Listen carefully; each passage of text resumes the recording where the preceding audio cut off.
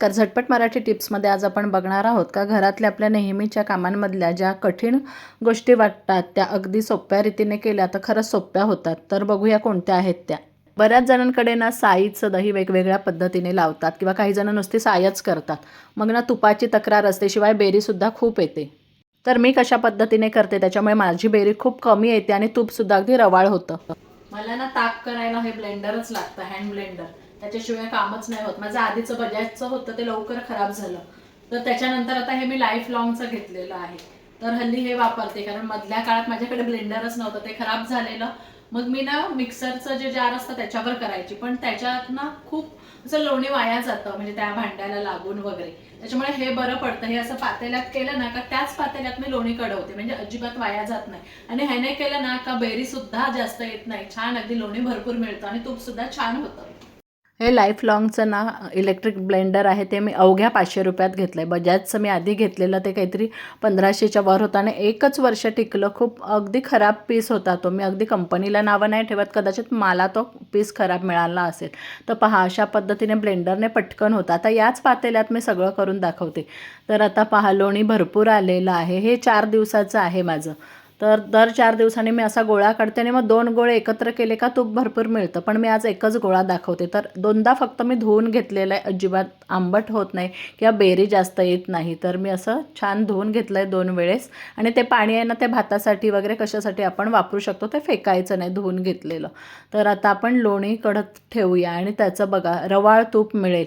तर असं थोडंसं तांबूस होईपर्यंत ठेवायचं. काही जण कच्चं ठेवतात, मग त्या तुपाचा वास लवकर जातो आणि तूप टिकत नाही.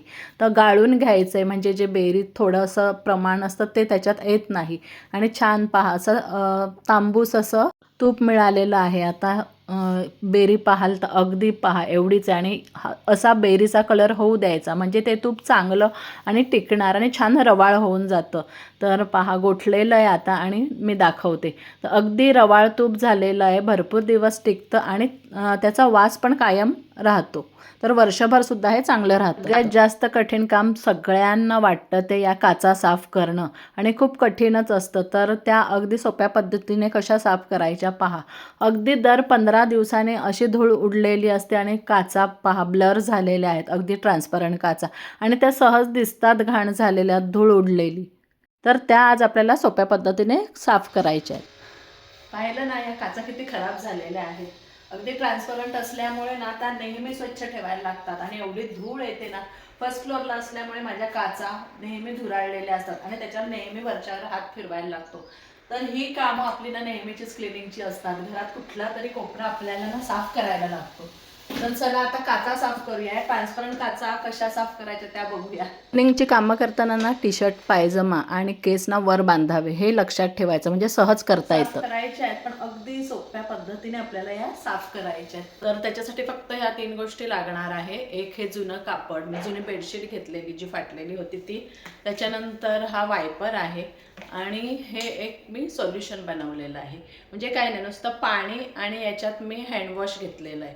त्याच्यात तुम्ही शॅम्पू घ्या, हँडवॉश घ्या किंवा मग डिशवॉश लिक्विड आपण घेऊ शकतो. बस एवढंच घ्यायचं आणि त्याने आपण सहज काचा साफ करू शकतो. चला आता करूया, म्हणजे माझं सुद्धा काम होऊन जाईल. अशी कामं असतात नाही, असं रिकाम्या वेळेत काढली ना का अगदी पटकन होतात आणि मस्त होऊन जातात. काचा साफ करण्याआधी ना खाली असं काहीतरी कापड टाकून ठेवायचं, म्हणजे चॅनल्ससुद्धा खराब होत नाही आणि खाली मेस होत नाही. आता पहिल्यांदा मी सगळं हे स्प्रे करून घेतलेलं आहे काचेवर. तर एक एक काच घ्यायची आहे, आतून बाहेरून असं स्प्रे करून ठेवा. खूप आधी पण स्प्रे करून नाही ठेवायची. स्प्रे केलं ना का लगेच असं वायपर फिरवून घ्यायचं, का लगेच आपली काच क्लिअर होते. अगदी कुठला पेपर पण फिरवायची गरज नाही, का फडकं पण नाही. अगदी एखाद दुसरा डाग राहिला असेल तर तुम्ही कोरड्या फडक्याने घेऊ शकता. तर पहा, आता खाली याच्यावरच सगळं पडलेलं आहे, त्याच्यामुळे घाण होत नाही. तर मी अगदी दोन्ही साईडने असं केलेलं आहे. आणि एका वेळी सगळ्या खिडक्या नाही घ्यायच्या, तर एक एकच खिडकी मी घेतलेली आहे. तुम्ही अगदी अर्ध्यापर्यंत वायपर खेचा किंवा वरून तर खालपर्यंत खेचा. तर अशा प्रकारे मी खिडक्या साफ केल्यात. एखाद दुसरा डाग असा किंवा बोटांचे ठसे असतील ते पुसून घ्यायचे कपड्याने. तर पहा, अगदी ट्रान्सपरंट झालेल्या आहेत. आधीच्या तुम्ही काचा पाहिलेल्या कशा होत्या त्या. या इतर कामांपेक्षा ना महत्त्वाचं काम म्हणजे मुलांचा अभ्यास घेणं. पण मुलं जशी ना मोठी होत जातात तशी जबाबदारीने मग अभ्यास करायला लागतात. तशी आता माझी मुलगी मोठी झाली तर तिला बरोबर समजतं का अभ्यास कोणत्या वेळी किती वेळ करावा ते ती सगळं बरोबर करत असते. तरी पण मुलं जर जबाबदारीने करत असतील तर आपली पण जबाबदारी आहे का अधूनमधून त्यांना विचारायला पाहिजे, त्यांना काय अडलं आहे का किंवा त्यांना काय कठीण जातं आहे हे आपण अधूनमधून विचारायला पाहिजे. किती अभ्यास झाला, काय कसा करते हे विचारणं आवश्यक आहे. झाला का अभ्यास? 2 सम बाकी आहेत, पण त्याच्या आधी मला थोडा चहा दे ना. चहा हवाय? बरं देते. माही आता गणित खूप आवडीने करायला लागली. तिचा आता आवडताच विषय झालेला आहे. आधी हाच गणित विषय तिला खूप कठीण वाटायचा, पण आम्ही त्यानंतर ना तिला भांजू क्लासेस लावले. त्याच्यामुळे तिचं मॅथ्स खूप इम्प्रूव्ह झालं.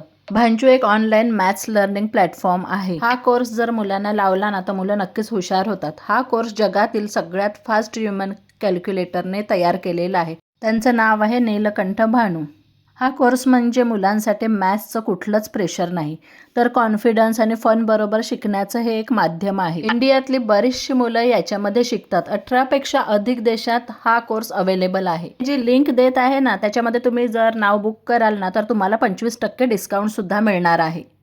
चला, चहाने कषाय झालं. आता पाया तिचा पक्का झाला, त्याच्यामुळे तिला गणित विषय जाम सोपा जातो आणि सहज ती गणित आता सोडवत असते. 9वी-10वीत पण तिला आता मॅथ्स खूप सोपं जायला लागलं. त्याच्यामुळे आता काहीच प्रश्न नाहीये तिच्या अभ्यासाचा. माझं टेन्शन गेलं. आता हे क्लासेस फ्री आहेत तर तुम्ही पण लावू शकता तुमच्या मुलांना. तुम्ही आधी फ्री डेमो करून बघा, त्याच्यानंतर ठरवा ॲडमिशन घ्यायचं की नाही. तर याची लिंक ना मी डिस्क्रिप्शनमध्ये तर देत आहे, शिवाय ना मी पिन पण करते कमेंटमध्ये. तर तुम्ही नक्की क्लिक करा आणि त्याच्यावर बघा तुमचं नाव रजिस्टर करा. 5 ते 15 वर्षापर्यंतच्या मुलांसाठी हा क्लास. असं बरेच वेळा होतं का संध्याकाळी माही कधीतरी चहा सांगते आणि आम्ही मग त्यावेळेस ना खूप छान गप्पा मारतो दोघी एकमेकींशी. नुसतं अभ्यासाचंच नाही तर इतर पण विषय ती माझ्याबरोबर शेअर करत असते. मी तिला सांगत असते काही गोष्टी. तर कधी कधी तर ती स्किन केअर विचारते, तिच्या वयाच्या मुलीने काय करायला पाहिजे. मग थोडंसं मार्गदर्शन केलं का तिला पण बरं वाटतं. शिवाय तिच्या मैत्रिणींचे अनुभव ती शेअर करत असते. तर आपल्या मुलांबरोबर ना असा हा टाईम घालवला ना तर मुलांना पण खूप समाधान मिळतं आणि आपल्याला पण बरं वाटतं. त्यांचं काय चाललं आहे, त्यांच्या मनात काय चाललं आहे ते सुद्धा आपल्याला कळतं. आणि हे अगदी आपण ना मैत्रिणीसारखं त्यांच्याबरोबर बोलायला पाहिजे, वागायला पाहिजे. मग खूप त्यांना आनंद होतो. घरात अशा काही वस्तू असतात ना का आपण आपल्या डोक्यातच येत नाही त्यांचा मेंटेनन्स ठेवायचा आहे. तर त्यापैकी आहेत या सुऱ्या. तर त्यांना ना धार करण्यासाठी, शार्प करण्यासाठी पहा हे एक असं शार्पनर असतं. तर ना दर महिन्यातून एकदा मी काय करते, ह्या सगळ्या म्हणजे माझ्याकडे या 4च आहेत. तर या 4ही सुऱ्या मला नेहमी लागतात, तर त्या मी शार्प करत असते. तर हे एक टूल ना आपल्या घरात असायलाच हवं, नाईव्ह शार्पनर. तर हे वेगवेगळ्या प्रकारचं सुद्धा असतं, काही 3 स्टेजमध्ये पण आहे. तर माझं ना हे शार्पनर आहे, खूप जुनं आहे. तर ते अगदी सिंगलच आहे पण खूप उपयोगाचं आहे. तर 1 बाय 1 मी सगळ्या आता 4ही सुऱ्या शार्प करून घेतलेल्या आहेत. तर अशा प्रकारे हे पण काम महत्त्वाचं आहे. आता पहा सगळी अगदी धार झालेल्या आहेत. मला पण आता सोपं जाईल काम करायला. अजून घरात अशा काही वस्तू असतात का त्याचा मेंटेनन्स राहून जातो आणि आपल्याला ते त्रासदायक ठरतं. तसं आहे हे आपले जे हँडल्स आहेत किंवा मग हिंजेस आहेत, त्यांना वेळेवर ऑइलिंग ग्रीसिंग केलं नाही ना तर दरवाजाचा आवाज येत राहतो आणि तो कानाला कर्कश वाटतो. शिवाय चांगला पण नसतो तसा आवाज झालेला. तर पहा इथे हिंजेस आहेत, तर ह्यांना ना रस्ट लागतेच थोडी तरी.